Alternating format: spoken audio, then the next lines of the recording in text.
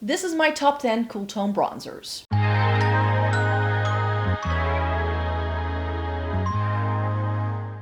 Welcome to everybody watching today. Thank you so very much for joining me. Today we're going to be talking about my top 10 favorite bronzers for people who have cool undertones. I myself have a cool to neutral undertone, so I can get away with a little bit more, but this is of course a series I have already been doing for a couple of years, and no, the cool tone series aren't going anywhere. I'm gonna keep doing a video once a month where I talk about cool tones for sure. So today I have loads of bronzer recommendations for you that I will be swatching out. 6 powders, 4 creams and liquids that I like to use on my fair skin with a cool to neutral undertone.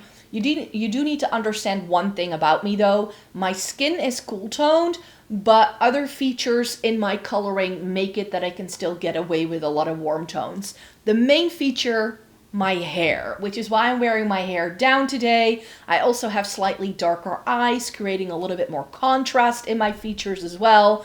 But I actually haven't had my hair touched up in a while. I need to go visit my hairdresser in a couple of weeks actually. But naturally, my hair is actually this like ashy, darker blonde that like sits underneath, and then in the summer when I spend any time outside, my hair naturally bleaches from the sunlight.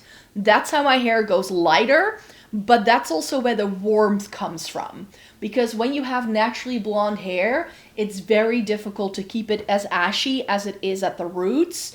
And it just has this slight brassy quality to it. So that's why I do like bronzer on myself, because I feel like the perimeter of my face just needs it to blend my face into my hair. That's the reason why I like a bronzer. But if you do have fair skin and you also have a cool to neutral undertone, or you are a true cool toned, you don't need bronzer perhaps. That is definitely something to consider. I think that using just blush, or using a blush that can have a bronzer quality for you, can work just as well as a product that is sold to you as a bronzer. So depending on what you prefer and how you like to do your makeup, maybe these options aren't even right for you.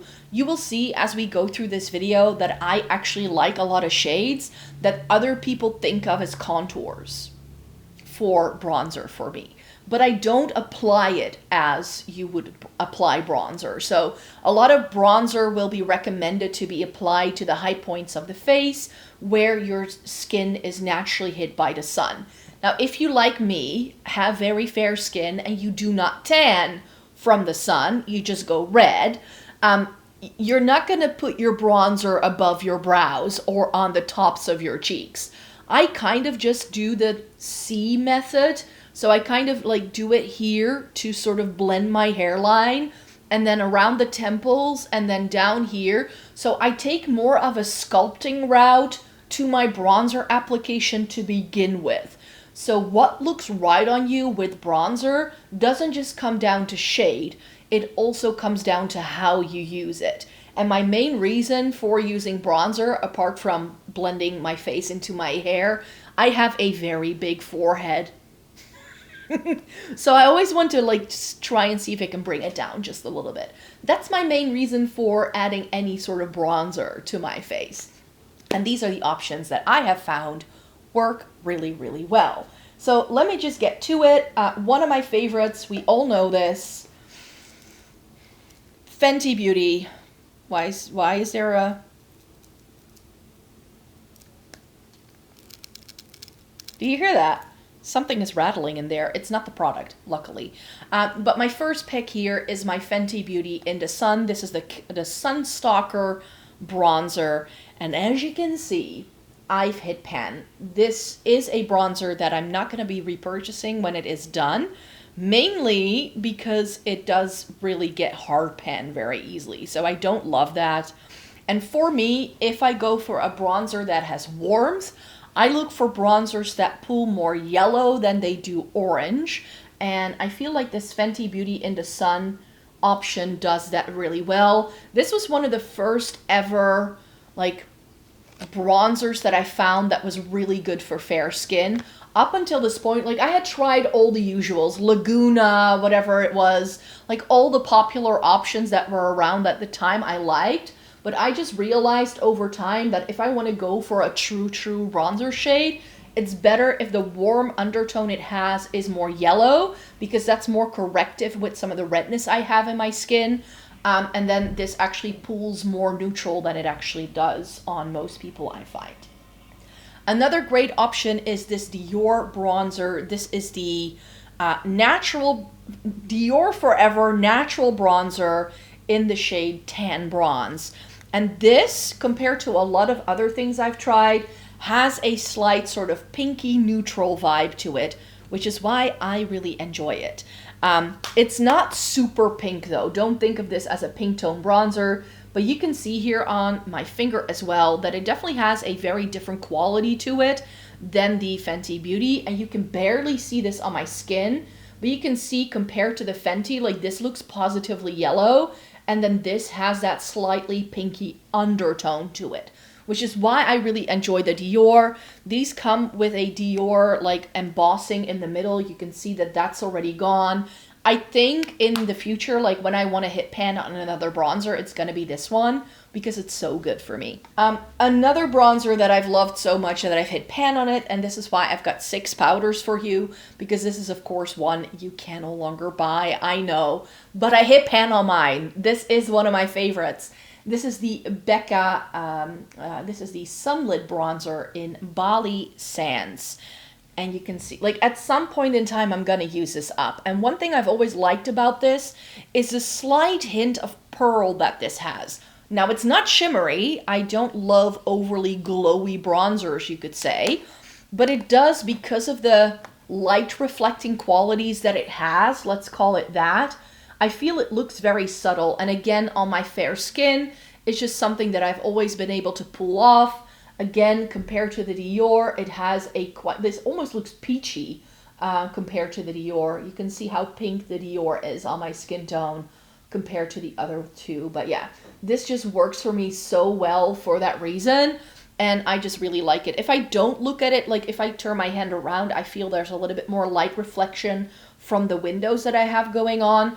Like without the light reflection, I do feel that the Becca one does have a slight yellow undertone as well, but it's not as strong as the Fenty. A more drugstore option that I have for you is this one from Soap & Glory. This may be hard to find unless you find yourself in Boots in the UK. They re-released this. I was so happy to find this.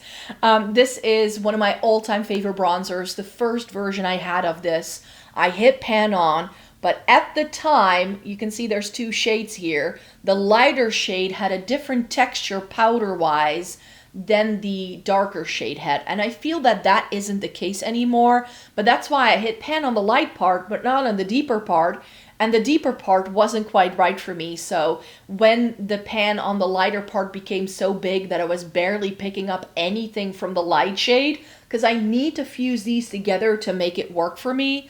But I'm really glad that these are, again, like that it's brought back, and it's exactly the way I remembered, but they've definitely changed the formula. It feels a lot smoother than it did at the time, and the darker shade is a little bit more matte, and then the lighter shade has that light reflecting quality that I like so much in the Becca. And I feel like this is just quite similar to the Becca. It's probably not 100% the same, but in my brain, they just kind of do a very similar thing. Again, a little bit more of that yellow undertone. It's not as peach as the Becca is, but if I look at them right here side by side, I feel they do a very similar thing. The Soap & Glory is possibly even lighter than the Becca one is, so that makes me very happy. If you're looking for a bronzer range that does loads of great undertones, then I really can highly recommend the NYX Buttermelt bronzers. These are pigmented though. You only need a very light hand. I bought mine in shade 02 All Butted Up because I found that this undertone was better for me than shade 1. That one was really yellow, and I felt that this looked a little bit more neutral on my skin. I think this is, like, I hadn't tested this out yet when I did my video last year, and I think this is actually a pretty good, like, neutral undertone when it comes to a lot of these things. Yeah, compared to everything like this, it looks a little bit more pinky almost compared to everything else. Like, I feel it looks too orange in this lighting here.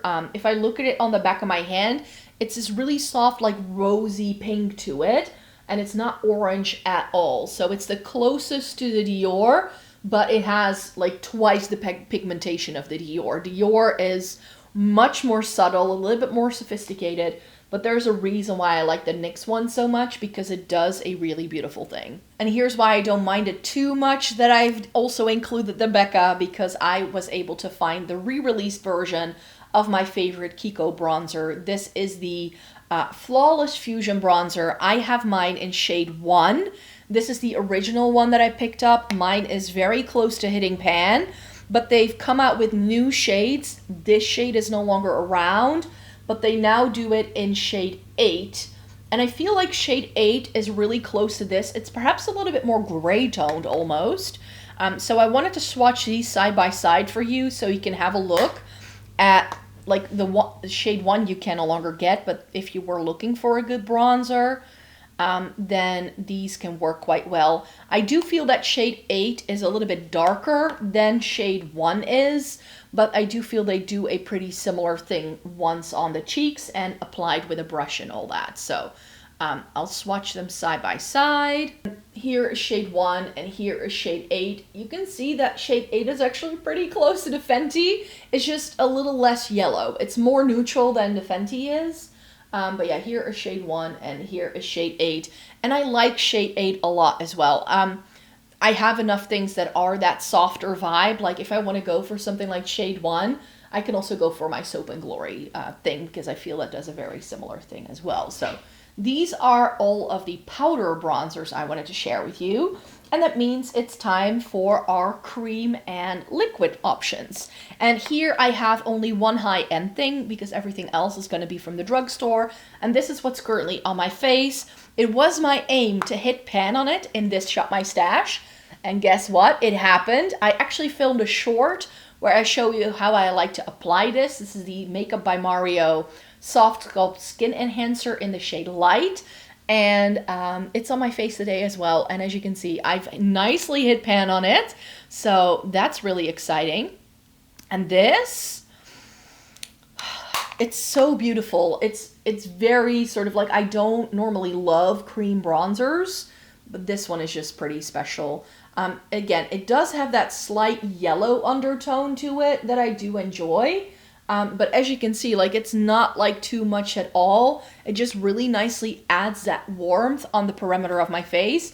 And because it is a cream and because I apply it with a brush, it's very sheer. You can really build it up. It never looks like too much. So if you do want to try a warm tone for yourself, then the Makeup by Mario may actually be really pretty. It's not going to go on like in this full-on finger swatch at all. Another favorite of mine, you've already heard me talking about this, is the Sculpting Touch Contour Stick by Kiko. And in this, the rest of the creams and liquids, we're going to get into contouring territory. These products are all promoted or marketed as contour shades and not as bronzers. But I have found that if something is a contour or on someone with warm skin, it's going to be a bronzer for me. That's just the way it fits in my brain. This is in shade 200, which I believe is called Hazelnut. And I've come to the conclusion that I actually like this better than I do my Rare Beauty bronzing stick. I love that one too, but these are essentially dupes. They are very similar shade-wise as well. And this is cheaper. This is like half the price of the Rare Beauty. I do feel that like for a contour, it has quite a lot of orange, but on me, it makes just a perfect bronzer. Again, it's a cream. You would sheer this out. It's not going to look like this on your skin. This is a full-on swatch, right? So you're not going to have this on your skin at all. Can I see if like what happens to this? If I can show you, like if you sheer it out, what you get then without like messing up my entire hand. But here is what it looks like if you blend it out a little bit more. And then you can see that it's actually shade-wise pretty similar to the Makeup by Mario actually as well. So that Kiko contour stick, chef's kiss. Thanks again to the people who recommended it to me, because I bought it because a lot of you were recommending it. Liquids then by Essence and Catrice. These are some of the best cool toned bronzing options I've ever found. This is Baby Got Bronze. This is in the shade Sweet Shadow from Essence. I don't love these like things with a puff. which is why I prefer the Catrice one just a touch better. But this is beautiful. And you can see how gray this is compared to everything else. But then when you swatch it out, you can see that it does have this like reddish quality to it almost. So it works really well for that reason. This has gotten a little bit thick over time, so I'm not sure how long it's going to last in my makeup collection. But I still have this, and this is by Catrice. This came out in 2025, so when I filmed my video last year, this wasn't out yet. And this is the Melted Sun Liquid Bronzer in the shade Tan Lines. And this, it's currently in my Shop My Stash together with the Makeup by Mario, but this is so beautiful as well. Let me put it here next to the Essence so we can see that as well. And even though this is called a bronzer, I think most people would think of this as a like contour shade, but you can see what that does. It's really, really beautiful. It almost has a hint of purple to it. That's how cool toned it is. So if you're looking for something that works on your cool skin, I think you have a really nice array here depending on what you like. You do have to bear in mind that I'm not just cool toned, I also have incredibly fair skin, so that makes the challenge for finding good bronzers even more than if you do have a deeper skin tone. I feel if you have light to medium skin, that bronzers can just look so much better. Like I said, I have my reasons for wanting to use a bronzer, but I also feel it's not necessarily a product you need if you have very fair skin with a cool undertone at all. But these are just some of my favorite options, and I think we gradually went almost like cooler toned as the video went along. So thanks so much for watching this video today. Thumbs it up if you liked it. Subscribe if you want to see more by me, because I do post on here 4 times a week, so I have lots more content coming your way. And no, the Cool Tone series isn't going anywhere. I know some of you were afraid of that, but I love chatting about cool tones. I love trying them. I feel that it looks best on me. So I'm going to continue to do this kind of thing. In fact, I'm really on a cool toned sort of lip kick at the minute as well. So I wanted to test out some more cool tone things. I'm not sure how much I like this yet, but I'm sure I'll get the feedback in the comments from you guys as well. But this is almost like cement color. I'm not sure whether that's the vibe, but I thought I could give it a whirl. So thanks so much for watching me here today. Thumbs it up if you liked it. Follow me on the other places that you can find in the description box down below. If you want more by me, I have a second channel with more lifestyle-y things, and I also post on Instagram and TikTok from time to time. So you can follow me wherever. And in the meantime, I wish you the best of times, and then I'm hoping to see you again really, really soon in a new video. Bye-bye.